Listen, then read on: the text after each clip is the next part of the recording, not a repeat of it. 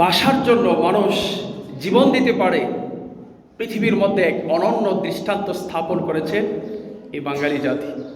1952 সালে আমাদের এই বাংলাদেশে এক শ্রেণীর মানুষ তারা জীবনের রক্ত ঢেলে দিয়ে এই বাংলা ভাষা এনেছিল কিনা?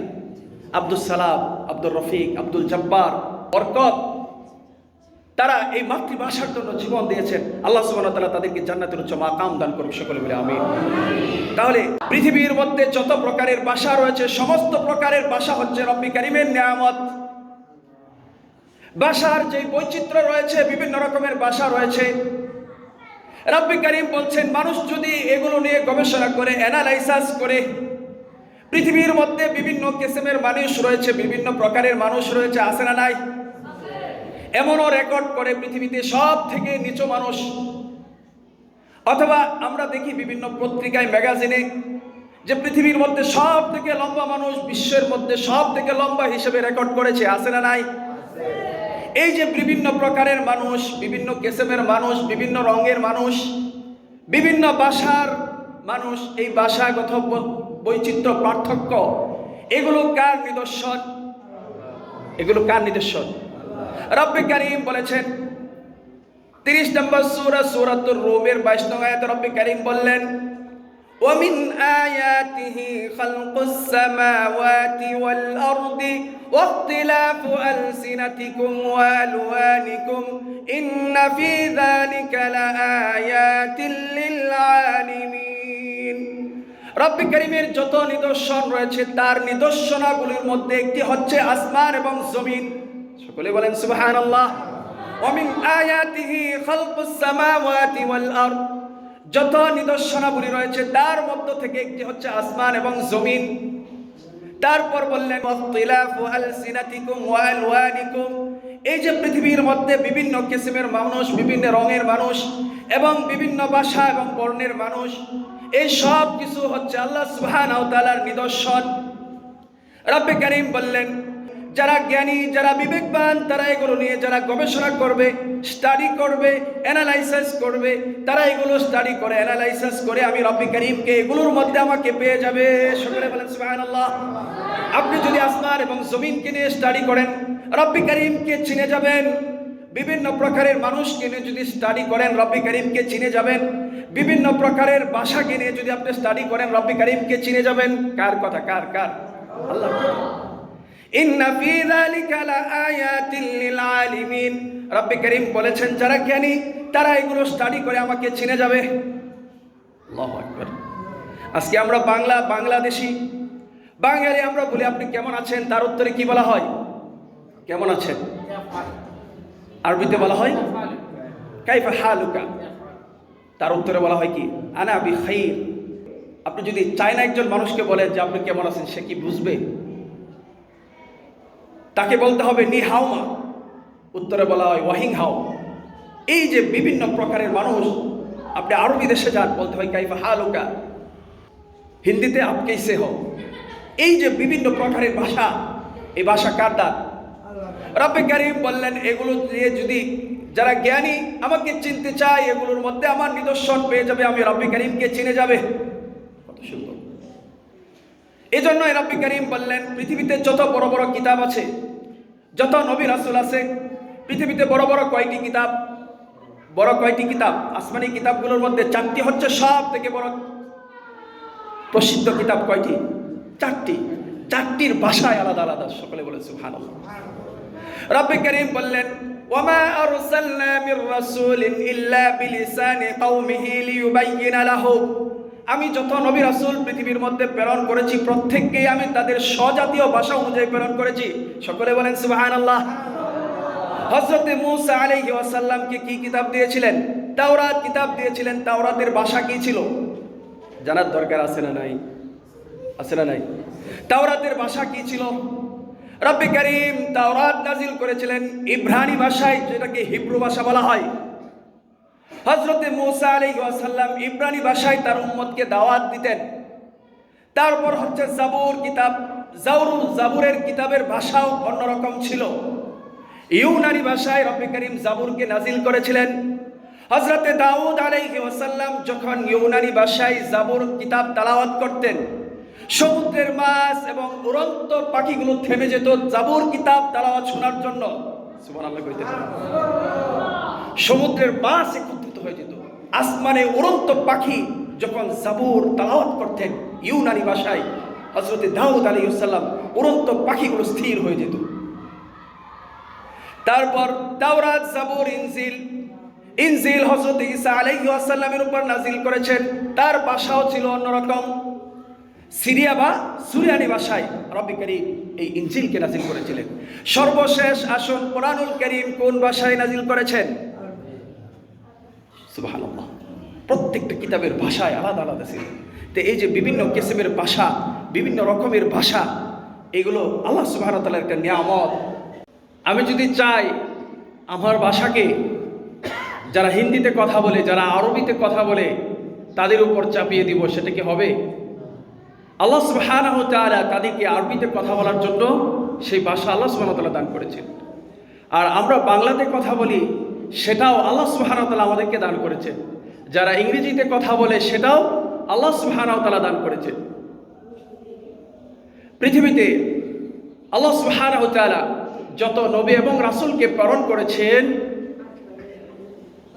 বিভিন্ন গোত্রের প্রতি আল্লাহ সুবহানাহু ওয়া তাআলা নবী এবং রাসূল প্রেরণ করেছেন, এবং প্রত্যেক গোত্রের ভাষা ছিল পৃথক পৃথক, এবং আল্লাহ সুবহানাহু ওয়া তাআলা সেই নবীদেরকে সেই জাতির ভাষা অনুযায়ী আল্লাহ সুবহানাহু ওয়া তাআলা নবীদেরকে সেই ভাষাভাষী করে প্রেরণ করেছেন। সুবহানাল্লাহ। কেন? যেমন আমাদের প্রিয় নবী করিম সাল্লাল্লাহু আলাইহি ওয়াসাল্লাম, তার উপর যে কিতাব নাজিল হয়েছে, সেই কিতাব কোন ভাষায় ছিল?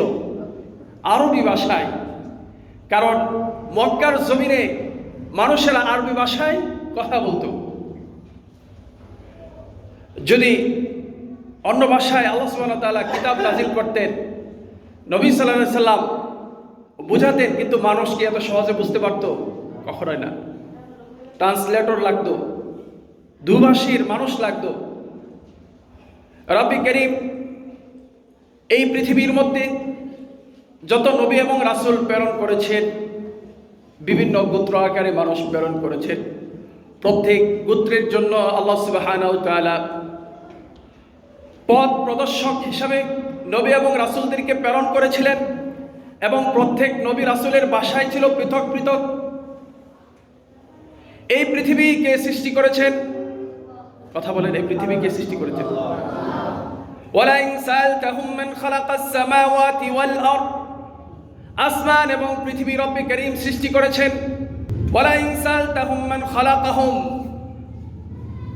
শুধু আসমান এবং জমিন নয়, পৃথিবীর মধ্যে মানুষও সৃষ্টি করেছেন। তিনি কে?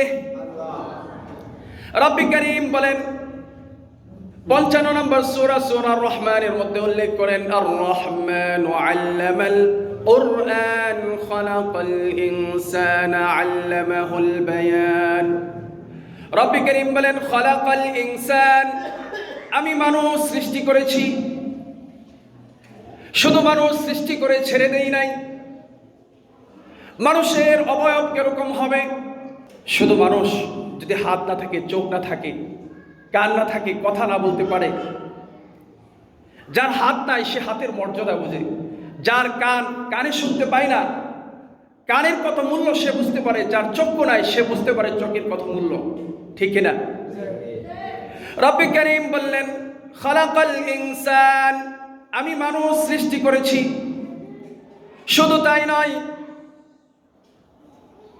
রব্বে কারীম বললেন আমি মানুষ সৃষ্টি করেছি। মানুষ কিভাবে কথা বলবে, মানুষ কিভাবে কথা বলবে, কিভাবে শুনবে, সব কিছু দরকার আছে না নাই? আমি মানুষকে সৃষ্টি করে এভাবে ছেড়ে দেয় নাই। কথা বলার জন্য আমি মানুষকে জিহ্বা দিয়েছি, কথা বলার বাক স্বাধীনতা আমি দিয়েছি। আল্লামাহুল বায়ান, আল্লামাহুল বায়ান, বর্ণনা করার জন্য, মনের ভাব প্রকাশের জন্য আমি মানুষের বাক শক্তি দিয়েছি। সকলে বলেন সুবহানাল্লাহ। রব্বে কারীম মানুষকে সৃষ্টি করে এভাবে ছেড়ে দেয় নাই। তারপর 90 নম্বর সূরা বালাদের 8-9 নং আয়াতে বললেন, তিনি প্রশ্ন করলেন, আলাম নাজআল লাহু আইনাইন, আমি কি দেখার জন্য দুইটি চক্ষু দেইনি? প্রশ্ন করছেন, আলাম নাজআল লাহু আইনাইন, আমি কি দেখার জন্য দুইটি চক্ষু দেইনি? ওয়া লিসানা ওয়া শাফাতাইন, দুইটি ঠোঁট এবং একটি জিহ্বা আমি কি তোমাদেরকে দেইনি? কে দিয়েছেন এগুলো? আল্লাহ বলছেন, প্রশ্ন করছেন যে আমি কি তোমাদেরকে দেখার জন্য দুইটি চক্ষু দেইনি? এই চোখের মালিক কে? দুই ঠোঁটের মালিক কে? জিহ্বার মালিক কে? রব্বে কারীম বললেন, ওয়া লিসানা ওয়া শাফাতাইন, দুইটি ঠোঁট এবং একটি জিহ্বা আমি দান করেছি। মিথ্যা বলার জন্য? কি মিথ্যা বলার জন্য? সত্য বলার জন্য, সত্যের পথে থাকার জন্য। রব্বে কারীম বললেন, যারা মিথ্যাবাদী, যারা মিথ্যা কথা বলে, তার উপর কার লানত থাকে? ফালাজাআল লা'নাতাল্লাহি আলাল কাযিবিন, যারা মিথ্যুক, যেই জবান রব্বে কারীম দান করেছেন সেই জবান দিয়ে যারা মিথ্যা বলে, রব্বে কারীম বললেন তাদের উপর আমার লানত থাকে। নাউযুবিল্লাহ। আর আদেশ করেছেন, ইয়া আইয়ুহাল্লাযীনা আমানুত্তাকুল্লাহা ওয়া কুনু মা'আস সাদিকিন, ইয়া আইয়ুহাল্লাযীনা আমানুত্তাকুল্লাহ, ওহে ঈমানদারেরা, তোমরা আমাকে ভয় করো, তাকওয়া অবলম্বন করো। কুনু মা'আস সাদিকিন, আর তোমরা সত্যবাদীদের সঙ্গী হও। আর আমরা থাকি অসত্যবাদীদের সঙ্গী। কি সত্যি কিনা? আল্লাহ বলছেন সত্য কথা বলতে, সত্যবাদীদের সঙ্গে হতে এবং মিথ্যা কথা থেকে বিরত থাকতে। আর যারা মিথ্যা কথা বলবে এবং মৃত্যুদের সঙ্গী হবে, মিথ্যাকে যারা প্রশ্রয় দিবে, তাদের শাস্তি আছে না নাই? এজন্যই রব্বে কারীম সাবধান করেছেন, ফালাজাআল লা'নাতাল্লাহি আলাল কাযিবিন, যারা পৃথিবীর মধ্যে মিথ্যা কথা বলে তাদের উপর রব্বে কারীম লানত করে। যদি আল্লাহ সুবহানাহু ওয়া তাআলা লানত করে, তার বাঁচার কোনো উপায় আছে? এজন্যই সেই জবান রব্বে কারীম দান করেছেন, সেই জবানের সঠিক ব্যবহার করতে হবে কিনা? তাহলে যেই জবান দিয়ে আমরা কথা বলি, সেই জবান কে দিয়েছেন? কথা বলার শক্তি সামর্থ্য কে দিয়েছেন?